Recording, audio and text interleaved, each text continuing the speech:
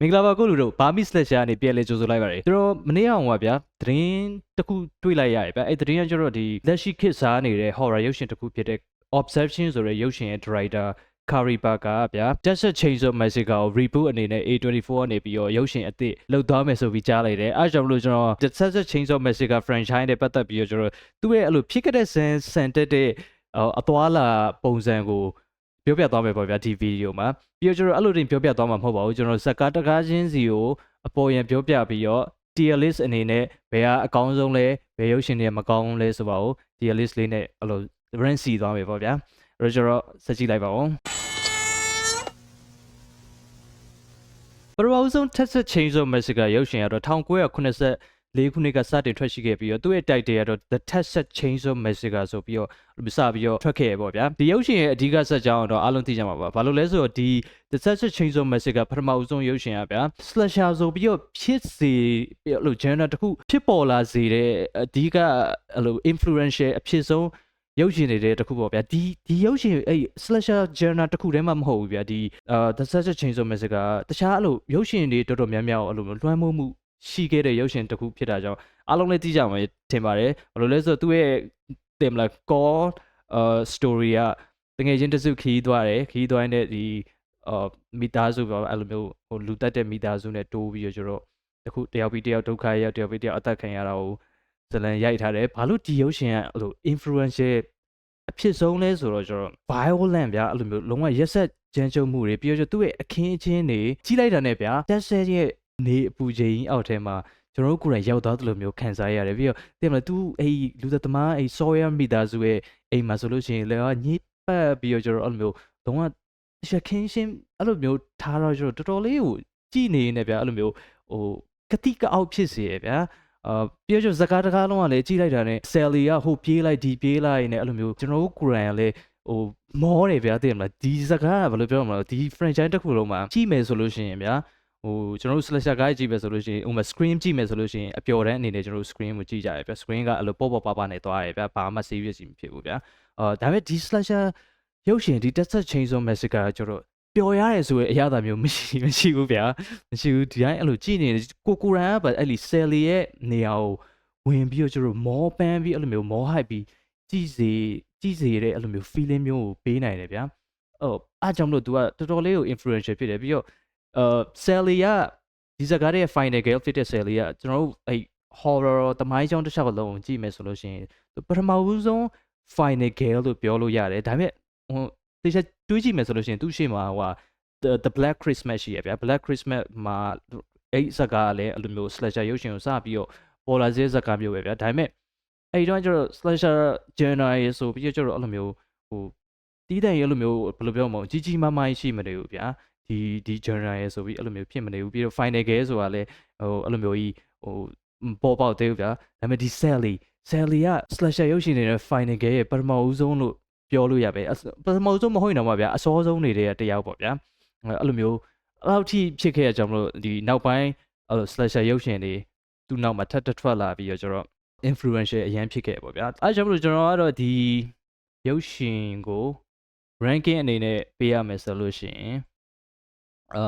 brilliant ပေါ့ brilliant နေရာမှာပေးမယ်ဘာလို့လဲဆိုတော့ဒီဇာတ်ကားကတကယ် Texas Chainsaw franchise တစ်ခုလုံးမှာအကောင်းဆုံးလို့ထင်တယ်နောက်တစ်ခုကကျတော့ဒုတိယဇာတ်ကားဖြစ်တဲ့ The Texas Chainsaw Massacre 2ဒီဇာတ်ကားကတော့အနေနဲ့ထူးဆန်းတယ်ဗျာဘာလို့လဲဆိုတော့ဒီ Texas Chainsaw ဇာတ်ကားပထမဆုံးက influential ဖြစ်ခဲ့လို့ဒီနံပါတ်1ကကျတော့တော်တော်လေးဟိုအဲ့လိုမျိုးဟိုဘယ်လိုပြောမလဲ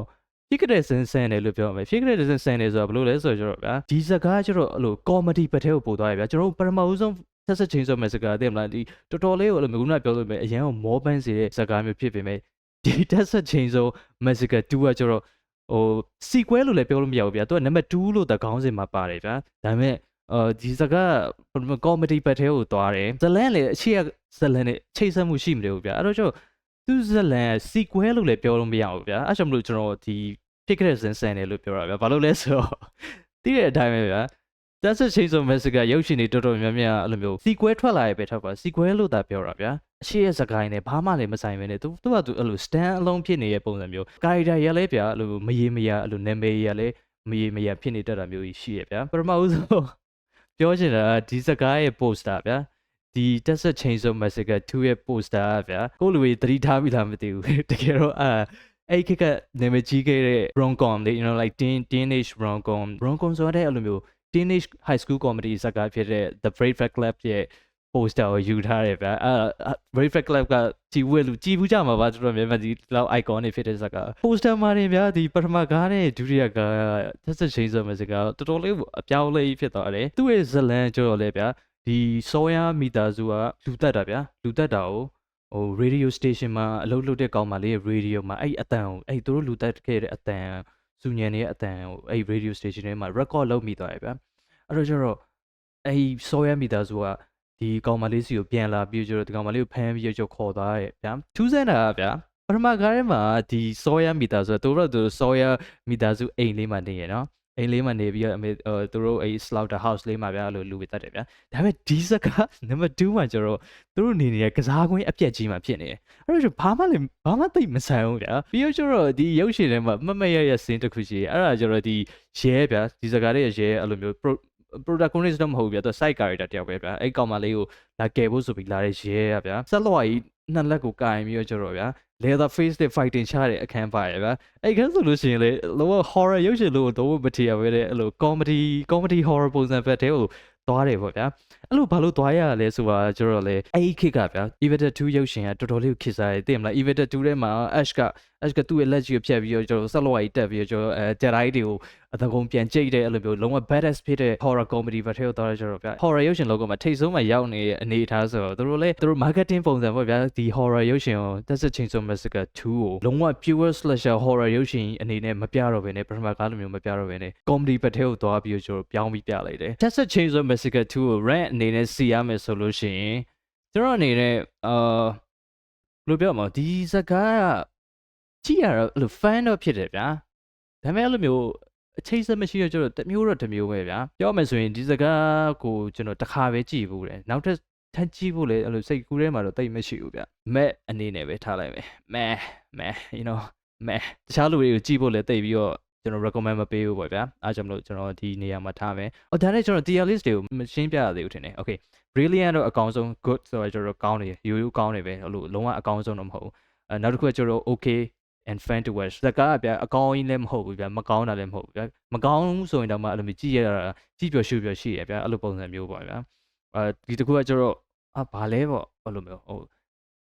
်လိုပြောမလဲမကောင်းတဲ့ဘက်ထဲကိုသွားရပေါ့ဗျာအဲ့လိုမျိုးကိုနောက်တစ်ခေါက်ထပ်ကြည့်ဖြစ်မယ်လို့မထင်ဘူးပေါ့ဗျာနောက်တစ်ခုက what the heck ကကျွန်တော်ဟာဘာကြီးမဲကိုမသိဘူးဆိုရဲအဆင့်ပေါ့ဗျာအဲ့ဒီအဆင့်ကတော့အဆိုးဆုံးပေါ့ဗျာကျွန်တော်အနေနဲ့ပြောရမယ်ဆိုရင်ဒီဗီဒီယို sponsor ပေးရတဲ့သူကတော့တခြားမဟုတ်ပါဘူးကျွန်တော်ကိုယ်တိုင်ဖြစ်ပါတယ်အဲ့တော့ကျွန်တော်ရဲ့ဗီဒီယိုလေးကိုစိတ်ဝင်စားလို့ရှိရင်ဗီဒီယို like လုပ်ပြီးတော့ကျွန်တော် channel လေးကို subscribe လုပ်သွားပေးပါဦးပြီးတော့ကျွန်တော် comment မှာလေးတစ်ခုခုရေးသွားပေးပါဦးပေါ့ဗျာအဲ့မှာကျွန်တော်ဗီဒီယို reach များရောက်ပြီးတော့ကျွန်တော် subscriber များတက်ပြီပေါ့ဗျာနောက်ထပ်ကျွန်တော်ရဲ့ gaming YouTube channel လေးကိုလည်း subscribe လုပ်သွားပေးပါဦးဘာလို့လဲဆိုတော့ကျွန်တော်အမှ horror game တွေဆော့မှာကိုမကြတင်သွားပေးမှာဖြစ်ပါတယ်ဒါပေမဲ့လည်းကျွန်တော်အင်္ဂလိပ်လိုပဲပြောမှာဖြစ်ပါတယ်အဲ့ဒီ channel မှာတော့အင်္ဂလိပ်လိုကြည့်ရတာအဆင်မပြေဘူးဆိုလို့ရှိရင်တော့ subscribe မလုပ်နဲ့ပေါ့ဗျာဒါပေမဲ့လည်းကိုယ့်လူကကျွန်တော်အားပေးခြင်းနဲ့ကျွန်တော်ဗီဒီယိုတွေစောင့်ပြီးကြည့်ပေးခြင်းနဲ့အင်္ဂလိပ်လိုလည်းဘာဖြစ်ဖြစ်ကြည့်မယ်ဆိုလို့ရှိရင်တော့ကျွန်တော်ရဲ့ gaming channel လေးကိုလည်း subscribe လုပ်သွားပေးပါဦးအဲ့ဒါမှလည်းကျွန်တော်ဗီဒီယိုကြီးအများကြီးဆက်လုပ်ဖြစ်မှာပေါ့ဗျာကဲဗီဒီယိုလေးကိုဆက်သွားလိုက်အောင်တတိယမြောက် Texas Chainsaw Massacre ရုပ်ရှင်ကတော့The Texas Chainsaw Massacre 3လို့နာမည်မပေးဘဲနဲ့ Leatherface The Texas Chainsaw Massacre 3ဆိုပြီးတော့ကျွန်တော်နာမည်ပေးထားတယ်ဒီစကားကလည်းခုနလိုမျိုးပဲစီကွဲတာပြောတာအရှိရကားရင်လည်းဘာမှမဆိုင်ဘူးဗျာပြီးတော့ character ကြီးကလည်း consistent မရှိဘူးဒီစကားရဲ့မှာ Leatherface ရဲ့နာမည်က Junior ဆိုပြီးတော့ခေါ်ရဗျာပြီးတော့ကျွန်တော်သူတို့နေတာအဲ့လိုတဲကန်နိုင်ရလိုမျိုးအဝေးပေးလမ်းမအဲ့လိုမျိုးခံနိုင်ရတဲ့နားလေးကအဲ့လိုတော်ထဲမှာနေတယ်ပြီးတော့သူတို့ကအဲ့လမ်းပေါ်မှာဗျာကားနဲ့ပတ်သွားပြီးတော့ hunting လုပ်တဲ့ပုံစံမျိုးဖြစ်တယ်ဗျာနံပါတ်2ရဲ့ပါလဲအဲ့လိုမျိုးတော့ဟုတ်တယ်သူ့ရဲ့နာမည်နဲ့ပတ်သက်ပြီးတော့ကျွန်တော်ပြောဖို့မေ့ခဲ့တယ်ထင်တယ်ပထမကားထဲမှာ Leatherface လို့ခေါ်တယ်ဒုတိယကားထဲမှာကျွန်တော် Baba ဆိုပြီးခေါ်တယ်အခုတတိယကားထဲမှာကျွန်တော် Junior ဆိုပြီးတော့ခေါ်တယ်ဗျာအဲ့လိုဘယ်လိုပြောမလဲ consistent ရှိမနေဘူးဗျာသူ့ရဲ့နာမည်ကိုလည်းပို့ပြီးထူးဆန်းတာဗျာဒီစကားတွေက Leatherface ကကျွန်တော်သူ့ရှစ်ထောက်ကဘယ်လိုပြောမလဲအထိန်တက်ထားရရဲ့ဗျာဘေးနားနဲ့ပြီးဘာလို့အထိန်တက်ထားရလဲဆိုတာလေကျွန်တော်တို့မသိဘူးဗျာအဲ့လိုအဲ့အတွက်လည်းဘာမှလည်းမရှင်းပြထားဘူးပေါ့ဗျာအဲ့တော့မှပို့ပြီးတော့အဲ့လိုထူးခြားတာ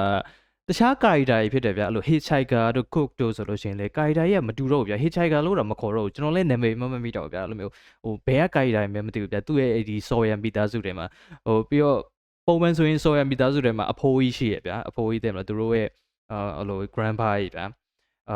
ရှိရဗျအဖိုးကြီးဒါပေမဲ့ဒီထဲမှာကျတော့အဖိုးကြီးမဟုတ်ဘဲနဲ့အဖွားကြီးဖြစ်နေဗျအဖွားကြီးဗျအဲ့လိုသူတို့ရဲ့အမေဆိုပြီးတော့အဲ့လိုမျိုးအဲ့လိုဆက်ဆံကြရပါဗျအဲ့လိုမျိုးအဲ့လိုမျိုးခေါ်ကြတယ်သူ့အမေချင်းရောဟုတ်ကောဟုတ်လားမသိဘူးပြီးတော့ကျတော့ဒီထဲမှာကျွန်တော်မှတ်မိရတဲ့လောက်ကလေးလေးတယောက်ကိုပါရဲထင်တယ်leather face ရဲ့ကလေးလားဘာလားမသိဘူးဗျဘယ်သူကလေးလားဘာလားလည်းမသိဘူးဗျအဲ့လိုမျိုးပါတယ်သူ့ရဲ့ဇလန်ကျတော့ဇုံတွဲ2ယောက်ဗျဇုံတွဲ2ယောက်ကအဝေးပြေးလမ်းမပေါ်မှာသွားနေနေဒီ gas station မှာခဏနားရဗျပုံမှန် slasher ရုပ်ရှင်တွေရဲ့အတိုင်း gas station မှာခဏနားပြီးတော့လမ်းပြောင်းနေလို့ဆိုပြီးတော့ကျတော့ဗျလမ်းညွန်ခိုင်းတယ်ဗျအဲ့ဒီ gas station ရဲ့လူကလည်းလမ်းညွန်ပေးလိုက်တာ leather face တို့အဲ့လူတွေတက်တဲ့နေရာကိုလမ်းညွန်ပေးလိုက်တယ်ဆိုတော့ကျတော့သူတို့leather face တို့နဲ့သွားပြီးတဲ့တိုးပြီးတော့အဲ့မိသားစုစီကနေပြီးတော့လွတ်မြောက်အောင်လုပ်တဲ့ဇလန်ပေါ့ဗျာဒီဇလန်ကိုကျွန်တော် ranking အနေနဲ့စီရမယ်ဆိုလို့ရှိရင်ကျွန်တော်အနေနဲ့ဒီစကားကိုအကောင်းကြီးလို့မမြင်ဘူးဗျာဒီစကားအဲ့လိုလုံးဝမဖြစ်မနေကြည့်တဲ့ slasher ရုပ်ရှင်လို့မထင်ဘူးဒါပေမဲ့ကြည့်ရတာပျော်ဖို့ကောင်းတယ်ကြည့်ပျော်ရှုပျော်ရှိတယ်လို့ကျွန်တော်ထင်တယ်ပြီးတော့နံပါတ်1အထက်လည်းပိုကောင်းတယ်လို့ထင်တယ်အဲ့တော့ကျွန်တော် okay and fun to watch ဆိုတဲ့နေရာမှာထားလိုက်မယ်နောက်ထပ် Texas Chainsaw Massacre ရုပ်ရှင်ကတော့ The Texas Chainsaw Massacre for the Next Generation ဆိုတဲ့ဇာတ်ကားဖြစ်ပါတယ်ဒီဇာတ်ကားကတော့တော်တော်လေးကိုဘာကြီးမဲမသိဘူးလို့ပြောရမယ့်ဇာတ်ကားပေါ့ဗျာတော်တော်လေးကိုအဲ့လိုမျိုးဦးကြောင်နိုင်ဖို့ကောင်းတယ်လို့ဇလန့်လေအဲ့လိုဖြစ်ရှင်တာဖြစ်နေရဗျာဒီဇာတ်ကားထဲမှာ leather face ကအဲ့လိုမျိုးဘယ်လိုပြောမလဲ main ကလေးဆန်အဲ့လိုဝစ်စားရဗျာအဲ့လိုမျိုးသူနှကန်းနေရပါတယ်ပြီးတော့ကျတော့သူ main ကလေးလို body မျိုးတော့မှရှိရတဲ့ဟုတ်မဟုတ်ကျွန်တော် cross dressing လောက်တာကိုအားပေးရဗျာcross dressing လောက်တာကျွန်တော်အားပေးရပြီးတော့ဟိုဘယ်လိုပြောမလဲသူကသူဘာ gender ဖြစ်ကျွန်တော် game ဆိုင်ပေါ့ဗျာအဓိကကျွန်တော်ပြောချင်တာက homophobic ဘာညာဖြစ်တာမဟုတ်ဘဲနဲ့ဗျာဒီဇက်ကောင်ကဗျာဘာလို့အရှိရဇက်ကားရင်းနဲ့လဲဘာမှမဆိုင်ပဲနဲ့ဘယ်ကနေဘလို့ဒီလိုပုံစံမျိုးဖြစ်သွားလဲဆိုတာကိုအဲ့လိုမျိုးconfuse ဖြစ်တယ်ဗျာအဲ့လိုမျိုးဘာလို့ဒီလိုဖြစ်သွားလဲဆိုတာမျိုးအဲ့လိုမျိုးမေးခွန်းထုတ်စေဗျာကြည်နေနေဟာပြီးတော့ကျွန်တော်ပြောလို့ပဲတခြား character တွေကလည်းမဆိုင်ဘူးဗျာတခြား character တွေကလည်းအရှိရအပိုင်းတွေမှာလည်းတယောက်မှမပါဘူးပြီးတော့သူတို့မိသားစုတွေမှာလည်းတစ်ခါမှမမြင်ဘူးတဲ့ character တွေဗျာnext generation ဆိုတော့လည်းလူအစ်စ်တွေလာတော့မသိဘူးဗျာလို့တကယ်အရင်ကleather face တို့ဘာလို့မဟုတ်ဘဲနဲ့ဒါနောက်ထပ်အဲ့လိုမျိုးသူတို့ရဲ့မျိုးဆက်အစ်စ်တွေပုံစံမျိုးပြောချင်တာလားလဲမပြောတတ်ဘူးပြီးတော့ဒီဇာတ်ကားမှာ leather face ကို leather ဆိုပြီးတော့ပဲခေါ်တယ်ဒီဇလန်ရဲ့ story ကကျတော့ကလေးတစုဒီ prom night ကျောင်းကပွဲရနေပြီးတော့သူတို့ထွက်လာရင်းနဲ့လမ်းမှာကားပြတ်တယ်ကားပြတ်နေရင်းနဲ့အကူကြီးတောင်းဖို့လိုက်ရှာရင်းနဲ့ဒီ leather face တို့နဲ့သွားတွေ့ရပေါ့ဗျာပို့ပြီးတော့အဲ့လိုမျိုးဦးချောင်းနိုင်တာရဗျာဒီစကိုင်းမှာဒီ leather face တို့မိသားစုကြီးရဗျာတကယ်မိသားစုမဟုတ်တလို့ဘာလို့အဲ့လိုမျိုးကြီးပြထားရဗျာပြီးတော့သူတို့ဒီလိုလူတက်ရတဲ့အကြောင်းရင်းကလည်းအစိုးရရဗျာသူတို့အဲ့လိုမျိုး government ကသူတို့တမင်လူစုပေးထားတဲ့ပုံစံမျိုးလို့ဘာလို့အဲ့လိုမျိုးဦးချောင်းဟာအဲ့လို plot တစ်ခုလည်းပါရဗျာအဲ့ဥစ္စာကြီးကရှေ့ရဂိုင်းနဲ့လေဘာမှလည်းမဆိုင်သလို conspiracy theory ဆန်ကြီးလုံးလိုက်တာဒီ slasher ရုပ်ရှင်ဒီတင်မလား influencer အရင်ဖြစ်ခဲ့တဲ့ဒီ slasher ရုပ်ရှင်တွေဘာမှမ accept ဘူးဗျာပြီးတော့ဒီစကားမှာလုံးဝနာမည်ကြီးသေဥဆောင်ဖြစ်တဲ့ Matthew McConaughey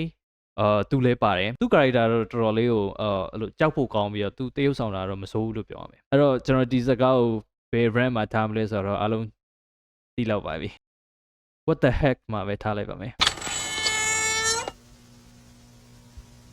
နောက်တစ်ခုကကျတော့တကယ် official ပထမဆုံး reboot လို့ပြောရမယ်ထင်တယ်ဗျာ2003ခုနှစ်ကထွက်ခဲ့တဲ့ The Texas Chainsaw Massacre ရုပ်ရှင်ဒီရုပ်ရှင်ကဘာလို့ official reboot လို့ပြောရလဲဆိုလို့ရှိရင်သိမလားအရှိရလိုမျိုးခေါင်းစဉ်မှာ1 2 3 4 5ဒီမပါဘဲနဲ့ဗျာသူရဲ့ဇလန်ကလည်းအဲ့ပထမကားနဲ့ခက်စင်စင်ပုံစံမျိုးတွားထားတယ်ပြီးတော့သူကဟုတ်တယ်တက်အနေနဲ့အဲ့လို reboot အနေနဲ့ပြန်ထွက်လာတဲ့ရုပ်ရှင်ပေါ့ဗျာရှေ့ကကားရတော့ official မဟုတ်တဲ့ reboot တွေပေါ့တခုနဲ့တခုဘာမှမဆိုင်တာအဲ့တော့ဒီရုပ်ရှင်ရဲ့ဇလန်ကိုတော့အားလုံးသိကြမယ်ထင်ပါတယ်ကျွန်တော်ငယ်ငယ်တုန်းကကြည့်ဘူးကြမှာပါသူတငယ်ချင်းတစုက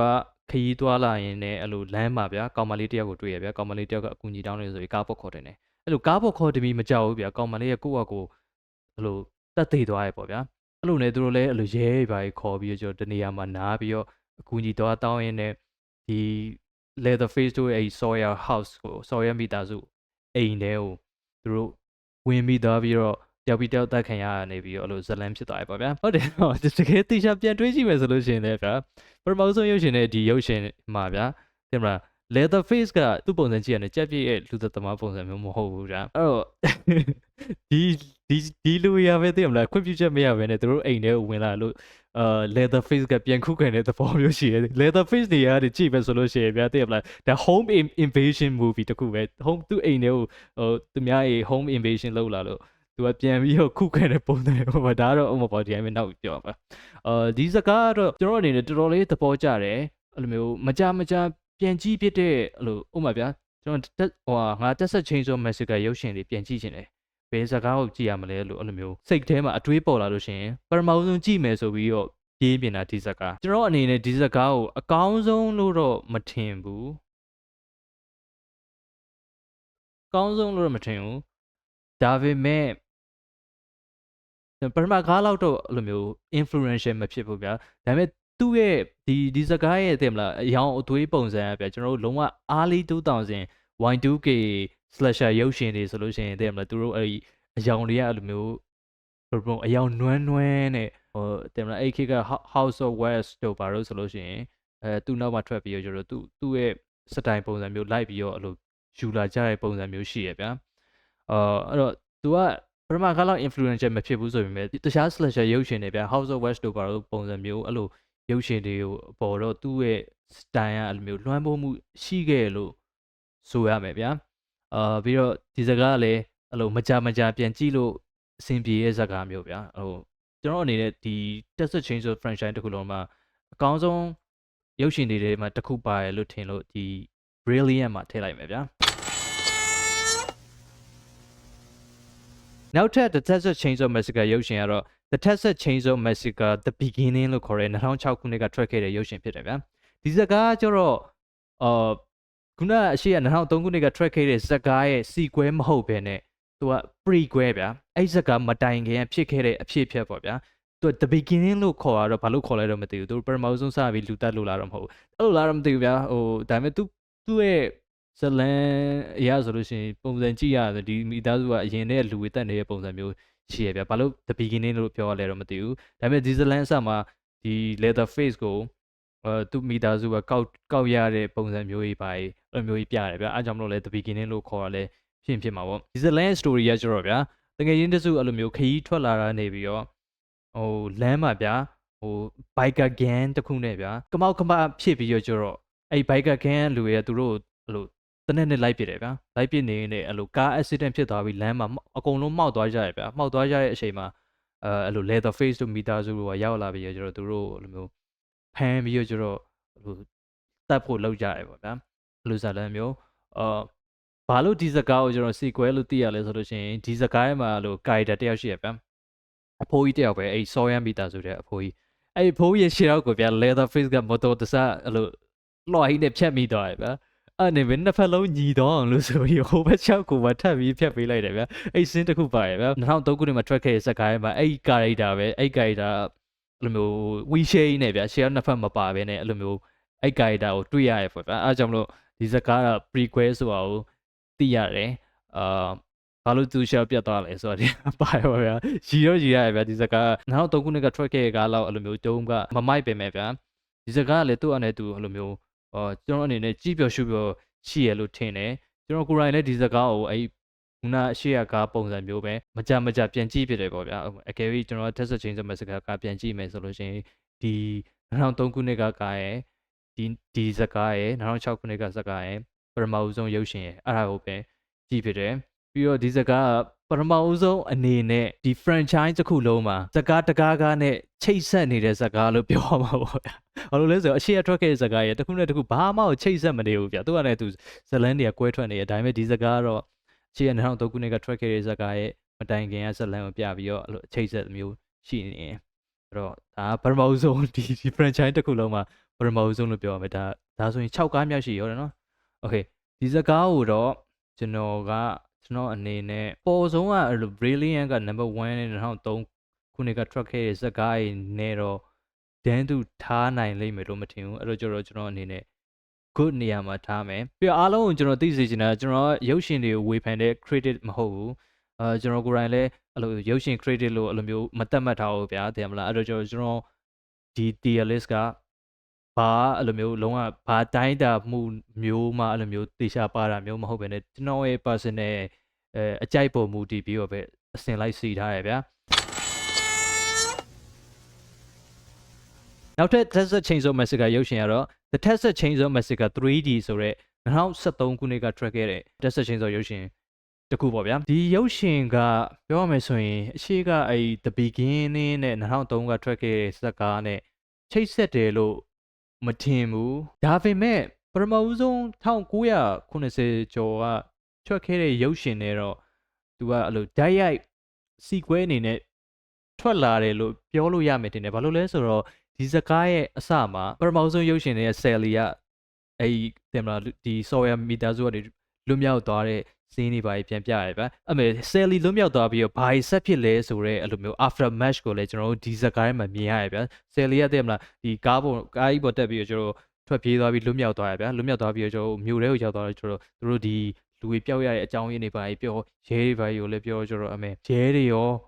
တခြားအဲ့လိုမျိုးဒီကိုမိသားစုဆုံးရှုံးလိုက်ရလို့အဲ့လိုပူဆွေးနေတဲ့တခြားလူတွေအကုန်လုံးဗျာအဲ့လိုမျိုးတခြားဂန်းတွေရောပါဆိုင်ကယ်ဂန်းတွေရောပါအဲ့လိုမျိုးရောက်လာပြီးတော့ကျွန်တော်အဲ့ဆော်ယာအိမ်ယူဝိုင်းပြီးတော့ကျွန်တော်အကုန်လုံးမီးဝိုင်းရှို့ပြီးတော့ကျွန်တော်ဆော်ယာအိမ်ယူဖျက်ဆီးခဲ့ကြတာကွအဲ့စင်းတွေပါတယ်အဲ့ဇက်ဝင်ခန်းတွေပါတယ်ဆိုတော့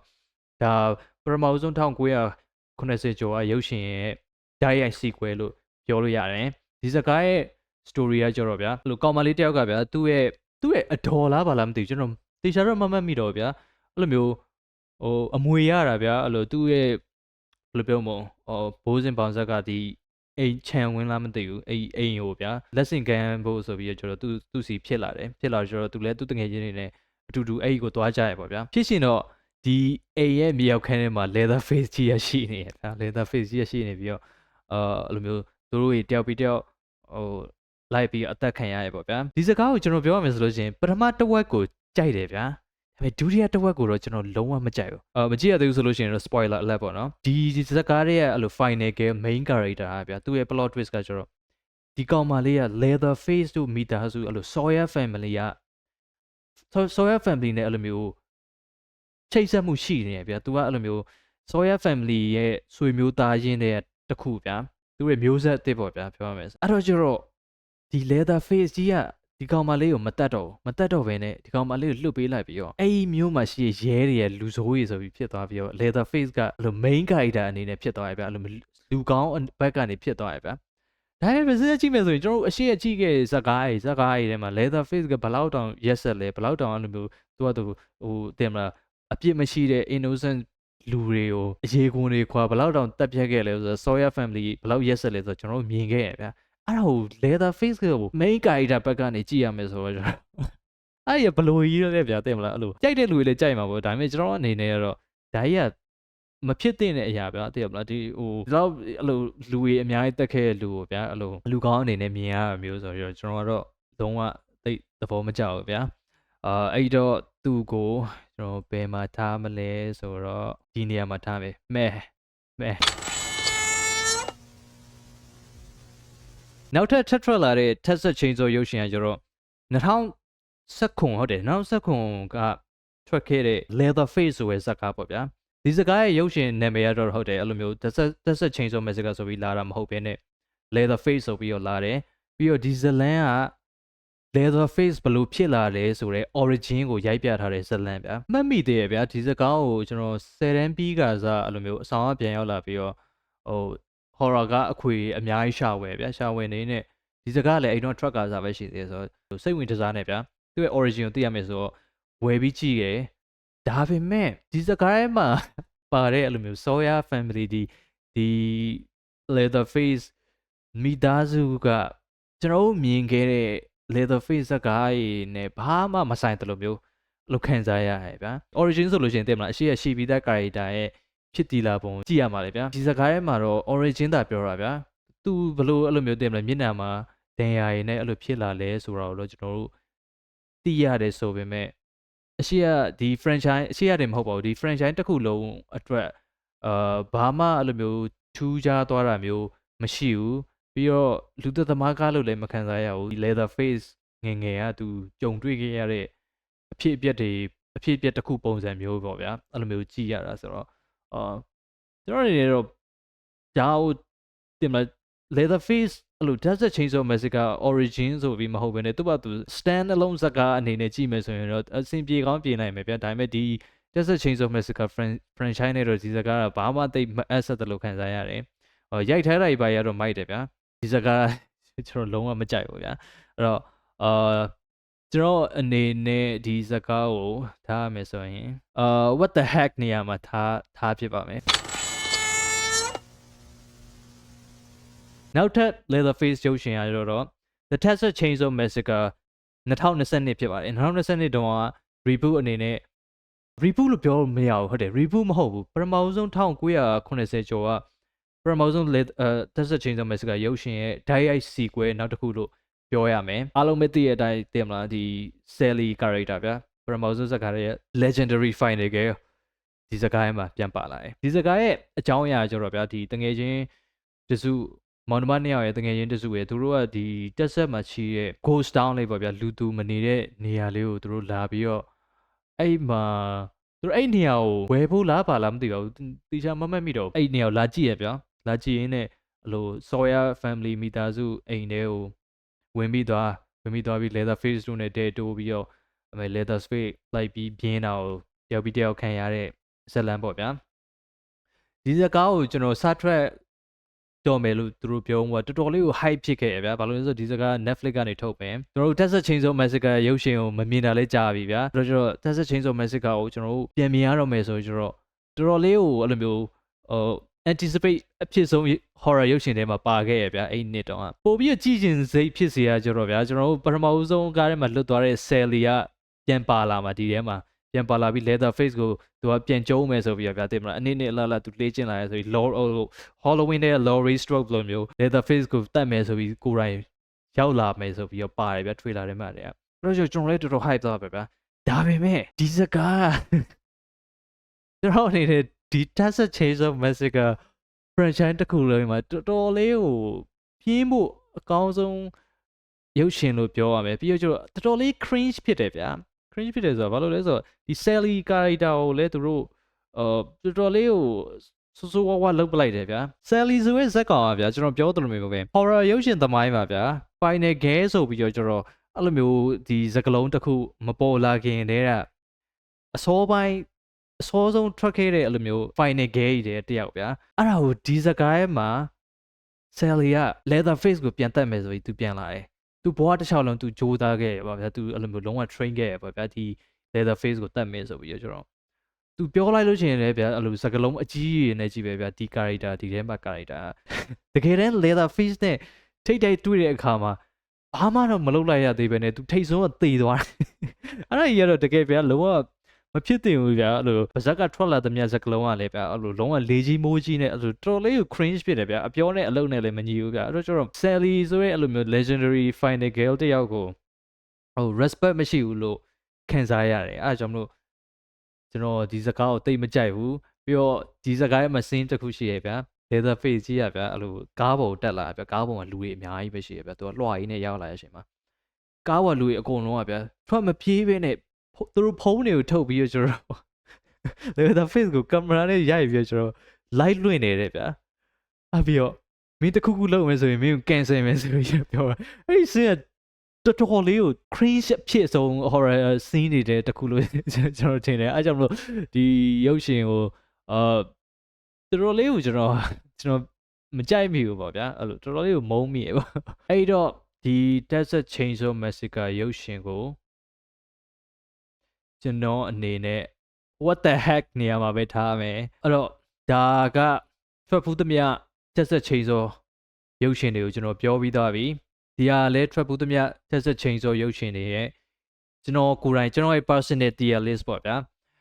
ကိုလူတွေလည်းဒါကိုဘယ်လို DLC မလဲဆိုတာကိုကျွန်တော်ပြောသွားပါအောင်ကျွန်တော်ကတော့ရှေ့ဆက်ထွက်လာမဲ့ Texas Chainsaw နဲ့ပတ်သက်တဲ့ရုပ်ရှင်တွေကိုတကယ်ကြည့်ကျင်တယ်ဘာလို့လဲဆိုတော့ကျွန်တော်ပြောလို့ပဲ Carrie Barker Curry Burger ရိုက်မှာလက်ရှိသူရိုက်ထားတဲ့ obsession ဆိုရရုပ်ရှင်ကလည်းတော်တော်လေးကိုအဲ့လိုမျိုးဟိုလူပြောများပြီးကျွန်တော်အဲ့လိုချီကျူးရဲ့စကားကြီးကြားနေရတယ်တော်တော်လေးကောင်းတယ်ဆိုကြားရတယ်ကျွန်တော်ကိုယ်တိုင်တော့မကြည့်ရသေးဘူးဗျာဒါပေမဲ့ trailer အရဆိုရင်ရှင်လည်းကျွန်တော်အရင်ကြည့်နေတဲ့ထဲမှာပါတယ် anticipate အဖြစ်ဆုံးထဲမှာပါတယ်ဒီဘဲရိုက်ဖူးတဲ့ Milk and Cereal ဆိုရဲအဲ့လိုမျိုးshort horror movie လေးလည်းကျွန်တော်ကြည့်ဘူးတယ်တော်တော်လေးကိုစိတ်ဝင်စားဖို့ကောင်းတယ်ဗျာဒီဘဲက Milk and Cereal ဆိုတာမကြည့်ရသေးဘူးဆိုရင်ကြည့်လိုက်ပါအောင်ပြီးတော့သူရိုက်မယ်ဆိုရဲဒီ Texas Chainsaw Massacre reboot ကိုလည်းမျှော်နေတယ်ကျွန်တော်ကြည့်နေတယ်အဲ့ဒါပြီးတော့ကိုလူကြီးကြားလာတော့မသိဘူး Texas Chainsaw Massacre series အနေနဲ့ထပ်လာအောင်မယ်ဆိုတာရှိတယ်အဲ့ series ကလည်းသူ့ရဲ့ reboot နဲ့ဘာမှမဆိုင်ဘူးလို့ပြောတယ်တက်စီလာမယ်အဲ့လိုကျွန်တော်ပြောလို့ပဲဒီ video ရဲ့အဓိကအကြောင်းရင်းဖြစ်တဲ့ဒီ Texas Chainsaw Massacre ဘာလို့ဒီ franchise ဖြစ်ခဲ့တဲ့ဆန်တာလဲဆိုရင်အားလုံးသိရတဲ့အတိုင်းပဲစကားရတကားနဲ့တကားအဲ့လိုလုံးဝချိတ်ဆက်မှုလည်းမရှိဘူးဗျာပရမ1 2 3 4ကားဆိုလို့ရှိရင်လေခေါင်းစဉ်မှာ1 2 3 4ပါတာတကားနဲ့တကားဘာမှမဆိုင်ဘူး character တွေကလည်းအဲ့လို consistent မရှိဘူးဖြစ်ရှင်ရည်ဖြစ်နေတယ်ဗျာဇလန်ဟိုရောက်ဒီရောက်တွေဖြစ်နေတယ်ဟိုတယောက်တစ်ခုနဲ့တစ်ခုချိတ်ဆက်နေရင်တော့မှပြန်စကားဗျာအမေ2003ခုနှစ်က reboot ဆိုလို့ရှိရင်လည်းသူက reboot ထွက်တယ်နောက်ထပ်ချိတ်ဆက်တဲ့ဇာတ်ကားကလည်းအဲ့လို sequel prequel အနေနဲ့ဖြစ်နေတယ် sequel မဟုတ် prequel အနေနဲ့ဖြစ်နေတယ်ကျွန်တော်အနေနဲ့သိမလား alternative timeline တွေလိုပဲအဲ့လိုတွေးပြီးတော့မှတ်ရမယ်လို့ထင်တယ်ဗျာအခုနောက်ထွက်မဲ့ Leatherface ရုပ်ရှင်ကလည်း reboot အနေနဲ့ပြန်လာမယ်ဆိုဇာတ်ကားရဘာမှအဲ့လိုဆိုင်မနေဘူးဗျာသူကလည်းသူအဲ့လိုအချိတ်ဆက်တွေမရှိဘဲနဲ့အဲ့လိုဖြစ်ရှင်နိုင်ဖြစ်ပြီးရောရောက်ရှင်နိုင်ရောက်နေတဲ့ပုံစံမျိုးဖြစ်နေရကြောင်းမလို့ဒီ franchise ကလိုမျိုးတော်တော်လေးကိုဖြစ်ခဲ့တဲ့ဆန်တယ်လို့ကျွန်တော်ပြောချင်တာပါဗျာအဲ့ဒီအကြောင်းအရာလေးကိုပြောပြချင်လို့ဒီဗီဒီယိုလေးကိုလုပ်လိုက်ရခြင်းဖြစ်ပါတယ်ကျွန်တော်ဗီဒီယိုကြီးမတင်တာကြာပြီ2နှစ်ကျော်လောက်ရှိပြီ2နှစ်လား1နှစ်လားမသိပါဘူးအလောက်ရှိပြီကျွန်တော်အခုလိုမျိုးဗီဒီယိုလေးပြန်လုပ်ရတာတော်တော်လေးဝမ်းသာမိပါတယ်လို့ပြီးတော့ဗီဒီယိုလေးသဘောကျလို့ရှိရင်လည်းဗီဒီယို like လုပ်ပြီးတော့subscribe လေးလည်းလုပ်သွားပါအောင်ပြီးတော့အောက်က comment မှာလည်းရေးတော့ပြအောင်ဘာလို့လဲဆိုတော့ comment ရေးမှာဗျာဟိုကျွန်တော် reach ပိုရောက်ပြီးတော့ engagement ပိုများပြီးတော့YouTube က algorithm ကသဘောကျမယ်ပေါ့ဗျာအဲ့လိုမျိုးများလုပ်ပေးလေကိုလူတွေဘက်ကကျွန်တော်ကို subscribe တွေတက်လာအောင်လုပ်ပေးလေcomment တွေများရေးပေးလေ like တွေများလုပ်ပေးလေကျွန်တော်နောက်ထပ် video တွေလုပ်ဖို့ပို့ပြီးတော့အားလည်းရှိလာသလိုတစ်ချိန်ကျရင်လည်းတင်မလား monetization ပွင့်သွားလို့ရှိရင်ကျွန်တော်အနေနဲ့ဒါကို full time အနေနဲ့လုပ်လို့ရသွားမယ်ပေါ့ဗျာအဲ့အတွက်အဲ့လိုမျိုးအားပေးဖို့မမေ့ပါနဲ့လို့သဘောကျမှာပါသဘောမကျဆိုလို့ရှိရင်မလုပ်နဲ့ကိစ္စမရှိဘူးသဘောမကျရင်ဘာမှမလုပ်နဲ့ထားပါပဲ